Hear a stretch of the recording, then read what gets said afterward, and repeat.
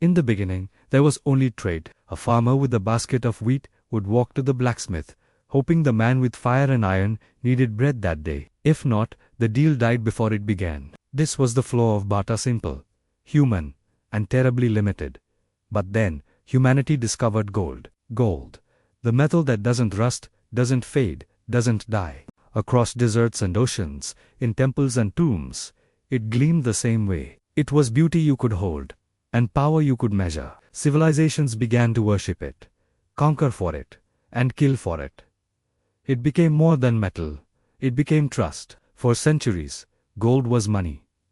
Empires rose on its weight. Kings stamped their faces onto it. Wars were fought to fill vaults with it. But gold had a problem. It was heavy, dangerous to carry, and hard to guard. And so, in the shadow of markets and monarchs, a new idea began to take shape, an invisible revolution, one that would change the world forever. It began in medieval Europe. Merchants, travelers, and traders needed safety for their gold. So they turned to goldsmiths, men with secure vaults and iron locks. A merchant would leave his gold with a goldsmith, and the goldsmith would hand him a simple piece of paper, a receipt, promising that the bearer could claim that gold any time. At first, these slips were nothing more than proof of storage. But soon, something strange began to happen. People realized they could trade the paper itself. Instead of retrieving gold every time they made a deal, they could just hand over the receipt. The paper became money. The gold never moved. Only the promise did. And then, the goldsmiths made a discovery that changed everything. They noticed something. Most people never came back for their gold. Day after day, the vaults stayed full, the gold untouched. And so, temptation whispered, "What if," they thought, "we issue more receipts than there is gold? After all, who would know? The paper would circulate, people would trade, the economy would grow, and the gold would remain safely hidden." It was the birth of fractional reserve banking, lending more money than existed. A quiet act of alchemy, turning promises into power. The first modern banks emerged from this hidden trick. In 1609, Amsterdam, a city of merchants and maps, witnessed the birth of the Bank of Amsterdam. It wasn't a bank for farmers or peasants. It was a vault for nations. For the first time, deposits, transfers, and international trade were managed through a central authority, an early glimpse of the financial system we know today. It was efficient. It was powerful. And it was dangerous, because now, money existed in two worlds. The real gold and the imagined paper. And people began to trust the imagined more than the real. Then came England. In 1694, after endless wars drained the royal treasury, King William III faced financial ruin. The nation was broke, but its ambitions were not. A group of wealthy merchants approached him with a proposal. They would lend the crown the money it needed, in exchange for a royal charter to create the Bank of England. The deal was sealed. The bank issued paper notes backed by the promise of the crown. And just like that, the power to create money shifted from kings to bankers. It was subtle. It was silent. But it was the turning point of history. Money was no longer bound by the weight of metal. It was bound by belief. The belief that a promise written on paper had value. And belief, unlike gold, could be multiplied infinitely. As the centuries turned, empires expanded on this invisible foundation. The British pound became the global standard. Trade flourished, wars were funded, and entire economies were built not on gold, but on trust. Yet, deep within vaults and ledgers, the illusion grew. Banks began to create more and more money, lending far beyond their reserves, building pyramids of debt on foundations of sand.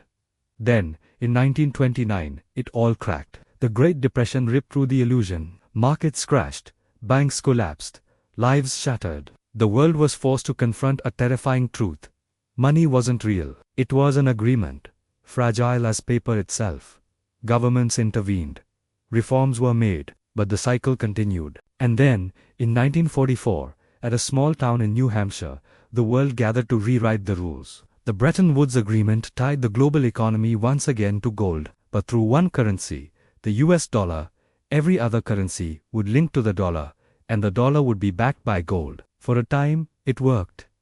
Trust was restored. Stability returned.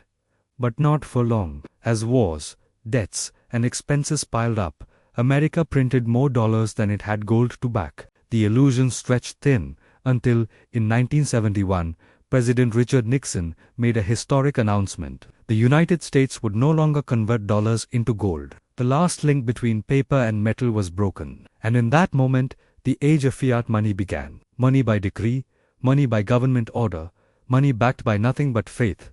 From that day forward, every note, every number in your bank account, every digital transaction, it all existed because we agreed it does. Money became energy, invisible, abstract, unstoppable. It flowed through circuits and screens, traded in milliseconds across continents. The first banks that once stored gold now stored data. And the Goldsmiths' secret, creating more money than existed, became the foundation of the modern financial world. Yet, hidden beneath the skyscrapers and digital screens, the same question still lingers. What is money? Is it paper, metal, numbers on a screen? Or is it something deeper, belief itself? Because if history has taught us anything, it's this. Money has never truly been about gold or paper. It has always been about trust. And when trust breaks, everything else follows. From the first vaults of Amsterdam to the glass towers of New York, from the weight of coins to the code of cryptocurrency, the story remains the same. We build systems, we give them power. And then we forget that we were the ones who created them. Today, as the world shifts toward digital currencies, blockchain, and decentralized finance, a new chapter is unfolding. Once again, the old question returns. What gives money its value? Is it still trust in governments, or has it become trust in code? Perhaps the next revolution won't be fought with gold or guns, but with algorithms. And perhaps, centuries from now, someone will tell the story of how this moment, just like the first bank, just like the Goldsmiths receipt, changed the world all over again. Because the history of money is not just the story of wealth, it's the story of power, belief, and the endless human desire to turn nothing into something. And somewhere, in the silence of a vault or the hum of a server, the same whisper can still be heard. The whisper that began it all. Trust me, it's worth something. If you enjoyed this journey through history, don't forget to like this video and subscribe to the channel for more stories that shape our world. Thanks for watching.